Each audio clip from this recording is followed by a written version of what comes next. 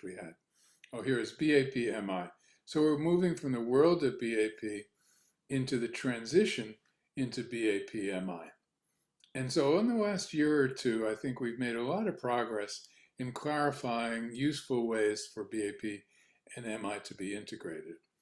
And the definition we're working with now, that makes a great deal of sense to me, is that BAP-MI as a entity really is a step care integration of evidence-informed skills from BAP and from MI for self-management support and health behavior change.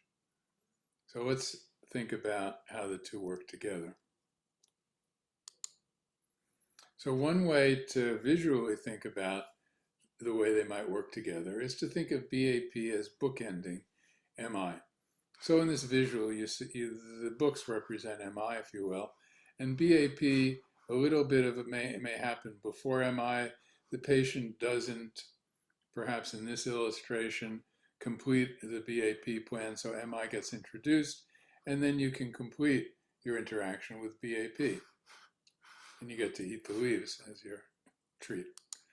BAP can actually work oftentimes by itself, always with connection, as I explained. You have to have a good rapport before you begin asking question one, but as I explained, also with the spirit of MI. So there's always the sense of partnership and autonomy support. But in my own practice and the research that we've done with quite a few clinicians, sometimes BAP functions independently as a tool to support patient self-management and also as a tool to help people change.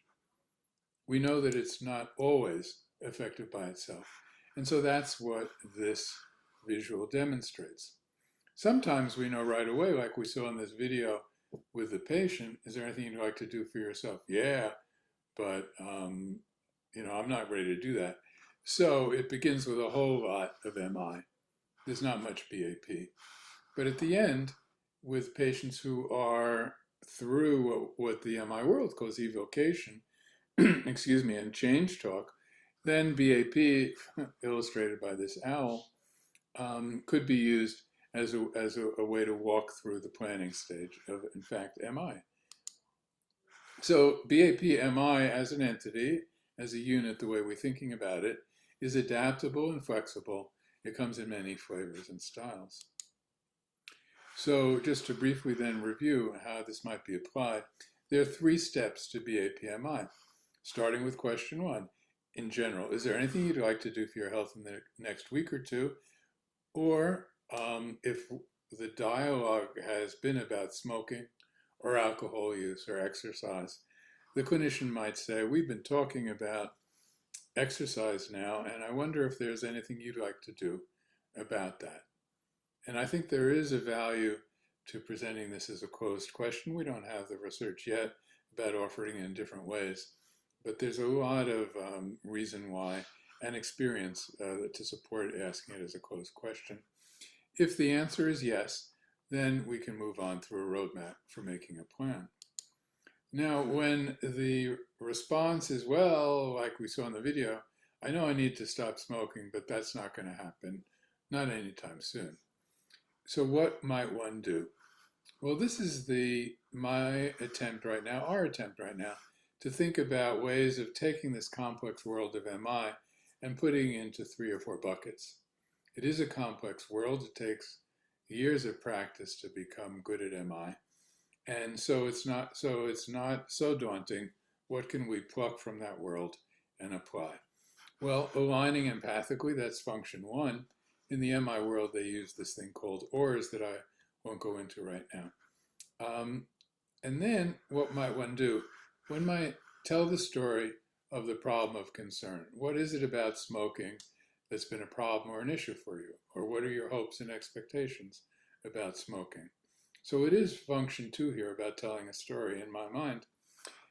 The MI world talks a lot about ambivalence, developing discrepancies, and evoking change talk. I won't discuss that now. We are experimenting with teaching that in a 4-hour course that we're giving actually in these the next week also in the Academy of Consultation Liaison Psychiatry. So we do believe ways to think about ambivalence, to evoke and crystallize and move people through change talk, because change talk is a core idea within the MI world. A lot of this can be done in the short form, and I won't do that now. But in step 3, when some of the MI skills have been used and a person has spoken enough change talk. A change talk are things like, it's called darn cats, desire to change, ability to change, reason to change, and need to change. And the MI practitioner nurtures that change talk. When a certain amount of that might have occurred, patients literally kind of talk themselves into readiness for change. That's the theory. There's thousands of studies now in MI. And so, given what I hear you saying now about making these changes, might this be a good time to make a plan? So this is the way BAP might bookend MI and be used as a form of the fourth process of MI for planning. So what's happening now? There is uptake out there now. We have 6 academic institutions that are beginning to use BAP-MI. And we've been presenting this as well. So 3 out of the 6 use the online course. Zucker School of Medicine at Hofstra, UC San Diego, and Department of Preventive Medicine, and Stony Brook in their Department of Preventive Medicine, and they also infuse considerable amounts of MI. 3 of our 6 sites use mixed methods. They don't use the online course as much. At North Carolina, Roy Stein, who works actually at Duke and UNC, is using BAP-MI in 3 of the departments there, in addiction medicine, psychiatry, and in the undergraduate medical school. And at Geisinger and FIU, they're using BAP-MI instruction as well. So in summary, we've talked about the 3-function approach. Not much about connect and co-construct, but the three functions do coexist within the entire interview, and they infuse function 3, collaboration for care.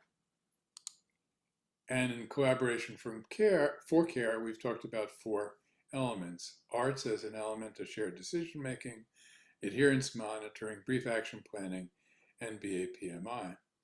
So this talk has been particularly directed to the contributors to the 4th edition of the book, and we hope that each of the chapters, to the extent possible, can reinforce, articulate, and apply some of the messages in the way we're thinking about the 3rd function.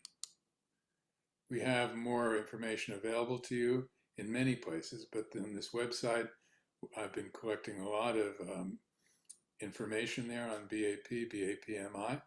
Any of you who would want to work with us on that, it's bapprofessionalnetwork.org. We're not a not-for-profit quite yet, but we want to go there. Or direct email to me. I'd be happy to discuss this and be very interested in your ideas or feedback. So let me stop the share, go back online, and I think you guys, if you want to unmute, I'm extremely interested in your thinking about function 3 or the 3-function approach, or whatever you'd like to suggest. This is Steve, let me start, because I've got to run. I need transit time, and I've got to get to another meeting. But it was a terrific review. Really good to see this. And as Rich knows, I'm at Cleveland Clinic, and we've got a big emphasis on a baseline of interviewing skills for all of our providers. Trained over 4,000 staff physicians. In particular, my work with the medical school, though, I think this the material you presented might be very, very useful, and I could see it. I could go to our course directors for this. Tim Gilligan's one of them, because we have many elements of this, but I think it's a nice packaging into a digestible form for medical students. Our medical students have a lot of opportunity to spend time with patients and really this part of the, the skill set of being with patients towards the end of the interview, I think is something that they could dig into, relatively early, especially around behavioral changes, because they do that fairly early in our system, just talking about things like diet, exercise, and other things. So I have to sign off, but Justin, good to see you. Bill, Kelly, Rich, Steve, thanks for putting this on. I really appreciate it. Thanks for the feedback. Okay. Look forward to hearing more. Bud, can I make a quick comment about what you said? Yeah. What I'm wondering over time is to do a comparison of the medical students with the actual providers, because what I'm finding in some of this is that this is a gift to many of the providers who see a quick way that they can now go back and remedy the challenges they face. Right. I would agree. Actually, my theory with training medical students is we use skill sets, and we have defined skills for students early on, and we pair them with preceptors, and actually they're our stealth trainers, because we ask the preceptors to sit in on some of their interviews and to see how they're doing. And in fact, the students are teaching the preceptors in a way that's not making them feel like they're being taught all the time. But it really, it's really sort of a neat model, because we support our clinicians' time in the first 2 years when they take on a student. It's a little bit different in the third year, and it's very deliberate, focused on some of these core skills. So yeah, it works pretty well. Anyway, good to see everyone. Good. Thanks for the comments. See you, bud.